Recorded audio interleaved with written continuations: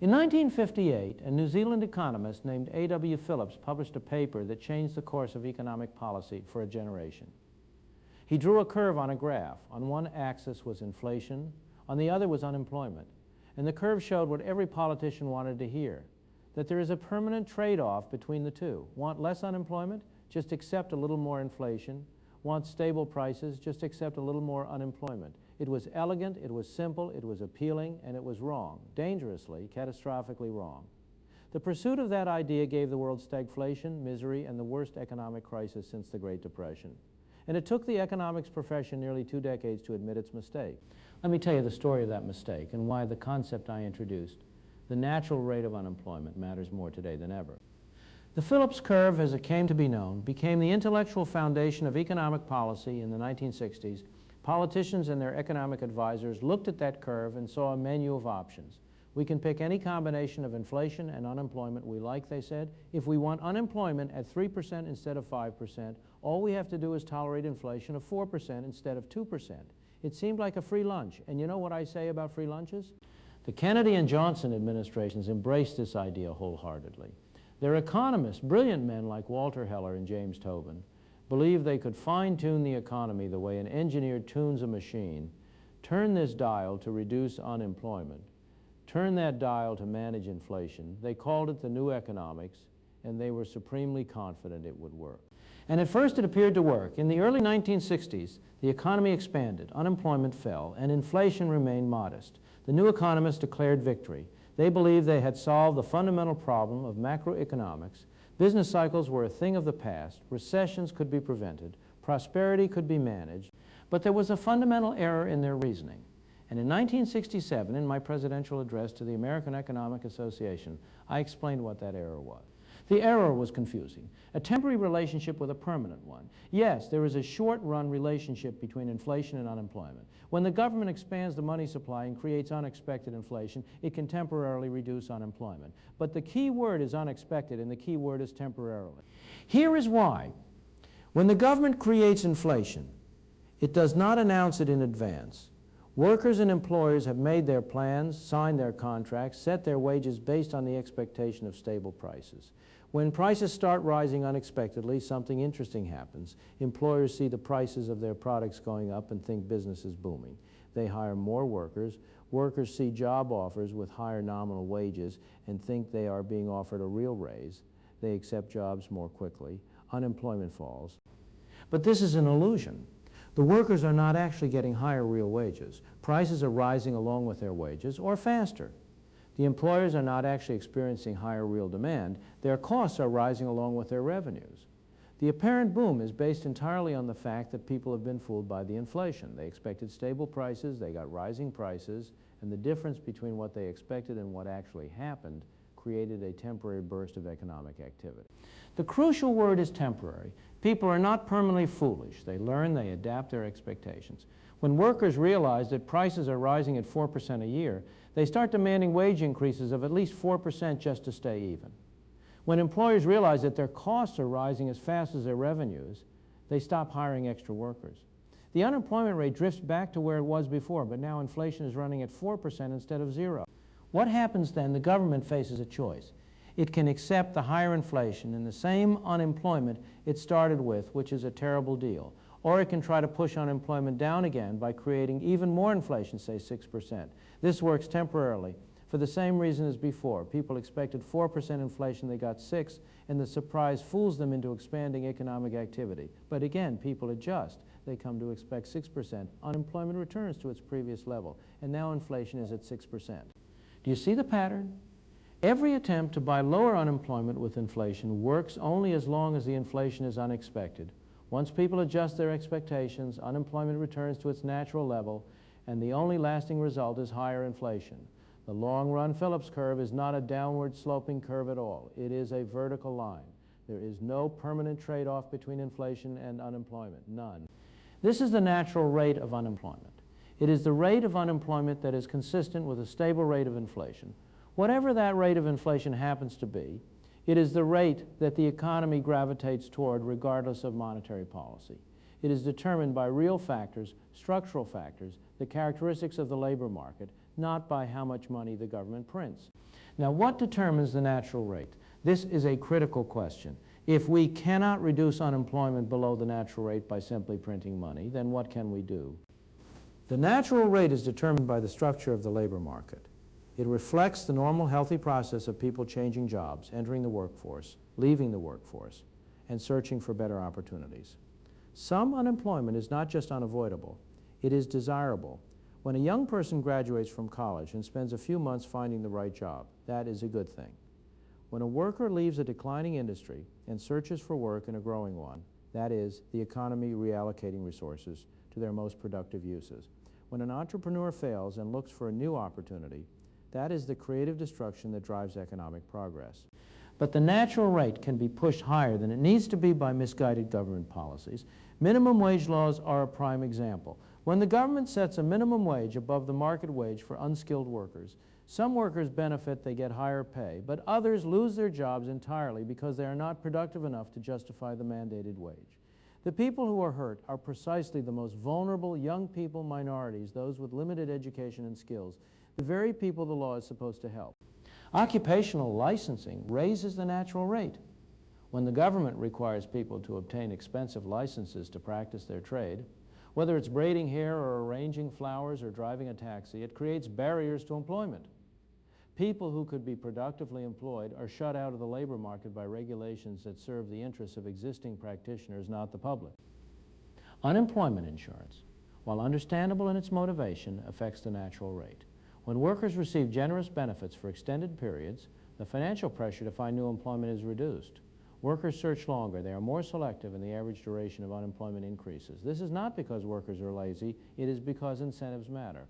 If you reduce the cost of being unemployed, you will get more unemployment. It's simple economics. Union privileges that push wages above market levels in certain industries create unemployment in those industries. Workers who would be willing to work at the market wage are excluded because the union contract mandates a higher wage. The excess workers must look elsewhere, increasing competition and reducing wages in non-unionized sectors. Welfare programs that provide benefits conditional on not working create what economists call a poverty trap. A person who takes a low-paying job may lose benefits that are worth more than the job pays. The effective marginal tax rate for leaving welfare can exceed 100%. That is, a person can be financially worse off working than not working. Is it any wonder that some people choose not to work? Each of these policies, taken individually, may seem modest in its effect, but taken together they can significantly raise the natural rate of unemployment above what it would be in a free market, and no amount of monetary expansion, no amount of inflation can reduce unemployment below this structurally determined rate for more than a brief period. Now let me tell you what happened when policymakers ignored this analysis.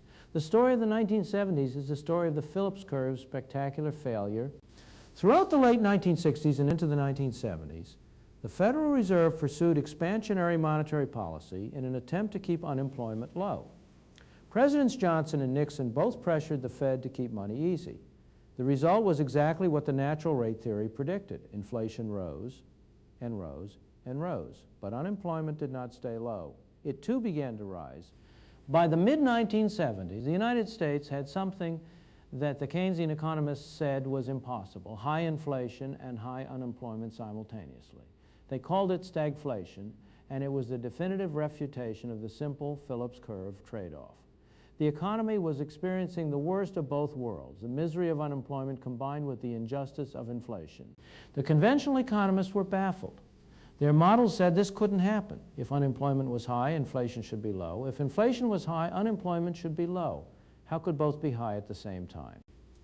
The answer was exactly what I had predicted. The government had tried to exploit a temporary trade-off as if it were permanent.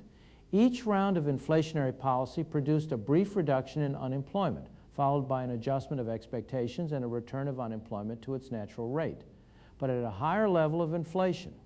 After years of this, the public expected high inflation, wages and contracts were adjusted accordingly, and the economy settled at a natural rate of unemployment with high inflation on top. The trade-off had vanished because it was never permanent in the first place. The price of correcting this mistake was severe. In 1979, Paul Volcker became chairman of the Federal Reserve and began the painful process of wringing inflation out of the economy. He sharply reduced the growth of the money supply, interest rates soared to unprecedented levels, the economy plunged into the deepest recession since the Great Depression, Unemployment reached nearly 11%. Millions lost their jobs. Businesses failed. Farmers lost their land. This was not because tight money caused unemployment. It was because loose money had created an inflationary psychology that could only be broken by a painful period of adjustment. The unemployment of the early 1980s was the hangover from the inflationary binge of the previous 15 years. It was the price that had to be paid for the illusion that inflation could permanently reduce unemployment. But here's the important point. The pain worked by the mid-1980s, inflation was back down to reasonable levels. And once expectations adjusted to the new, lower inflation, the economy recovered. Unemployment fell back toward its natural rate. The economy entered a long period of expansion with relatively stable prices. The lesson was clear. You cannot cheat the natural rate. You can only postpone the reckoning. And the longer you postpone it, the more painful it becomes. Let me now address a common misunderstanding. People hear the phrase natural rate of unemployment and think I'm saying that unemployment is natural and we should accept it, that nothing can be done. That is the opposite of what I'm saying. I'm saying that monetary policy, printing money, is the wrong tool for reducing unemployment. It doesn't work. But there are policies that can reduce the natural rate itself, and those are the policies we should pursue. If you want lower unemployment, remove the barriers that government has placed in the way of employment. Reduce or eliminate minimum wage laws that price unskilled workers out of the market. Reform occupational licensing so that people are free to work without paying thousands of dollars for government permission. Reform the welfare system so that it doesn't penalize people for working, which is precisely what the negative income tax I have long proposed would accomplish. Reduce the regulatory burden that makes it expensive and risky for businesses to hire workers. Improve education through competition and school choice so that workers have the skills the market demands. These are not easy reforms. They face powerful political opposition from the very groups that benefit from the current restrictions. Unions oppose labor market reform. Licensed professionals oppose licensing reform. Welfare bureaucracies oppose welfare reform. This is the tyranny of the status quo at work. The benefits of the existing system are concentrated among well-organized groups, while the costs are dispersed among the general public. But these structural reforms are the only way to achieve permanently lower unemployment. Monetary policy cannot do it. Fiscal stimulus cannot do it. Government job programs cannot do it. Only removing the barriers to voluntary exchange in the labor market can do it. There's a deeper philosophical point here that I want to emphasize. The natural rate hypothesis is fundamentally about the limits of government power. It says that there are aspects of economic reality that the government cannot manipulate at will. The labor market has its own logic, its own equilibrium, determined by millions of individual decisions about working, searching, hiring, and firing. The government can temporarily distort this equilibrium through monetary manipulation, but it cannot permanently override it. Reality eventually reasserts itself, and the attempt to deny reality produces only inflation and misery.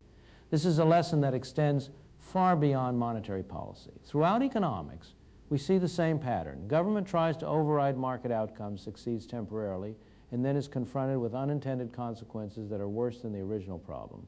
Rent control produces housing shortages, price controls produce surpluses and shortages, trade restrictions reduce prosperity, and inflationary policy produces stagflation. The common thread is the fatal conceit, to borrow a phrase from my friend Friedrich Hayek, that government planners can do better than the spontaneous order of the market. They cannot, not because they are stupid or malicious, but because they face an impossible information problem. The millions of signals that the price system transmits every second of every day cannot be replicated by any planning committee, however brilliant. The natural rate of unemployment is one expression of this deeper truth. It tells us that the labor market, left to itself and freed from government obstacles, will reach an equilibrium that reflects the real conditions of the economy, the skills of workers, the demands of employers, the pace of technological change, the preferences of individuals for work versus leisure. This equilibrium may not be zero unemployment. It never will be, because change is constant and adjustment takes time. But it will be the best that can be achieved given the real conditions that exist. The role of government is not to override this equilibrium through monetary manipulation. It is to remove the obstacles that prevent the labor market from functioning freely. It is to ensure that workers have the education and skills they need. It is to eliminate the regulations that make it costly and risky to hire. It is to reform the welfare system so that work always pays. It is to get out of the way and let free people make their own decisions about where to work, when to work, and how much to work. When I introduced the natural rate concept in 1967, it was controversial. Many economists rejected it. Some still do. But the evidence of the past half-century has been overwhelmingly supportive. The stagflation of the 70s, the successful disinflation of the 80s, the long expansion of the 90s. All of these are consistent with the natural rate hypothesis and inconsistent with the simple Phillips curve trade-off. More fundamentally, the natural rate hypothesis has changed how economists think about the relationship between monetary policy and the real economy. It has established that money is neutral in the long run, that printing money cannot create lasting prosperity, that the real determinants of economic well-being are productivity, innovation, and the institutional framework within which people operate. This may seem like an abstract academic debate, but it has enormous practical consequences. Every time a politician promises to reduce unemployment by stimulating the economy with easy money, they are implicitly relying on the Phillips curve trade-off that has been proven false. Every time a central bank expands the money supply to prevent unemployment from rising above some target, it risks repeating the mistakes of the 1970s. Every time a government chooses inflation over structural reform, it is choosing a temporary and illusory fix over a permanent and real solution. The lesson is as simple as it is difficult to accept. There are no shortcuts in economics. You cannot create prosperity by printing money. You cannot eliminate unemployment by tolerating inflation. You can only create the conditions under which free people making their own choices can achieve the best outcomes that reality permits. That means sound money, free markets, limited government, and the courage to resist the siren song of easy solutions that make problems worse in the long run. The Phillips curve promised politicians a free lunch. The natural rate of unemployment told them the bill always comes due. And if there's one thing I hope you take away from this discussion, it is that in economics, as in life, there is no such thing as a free lunch.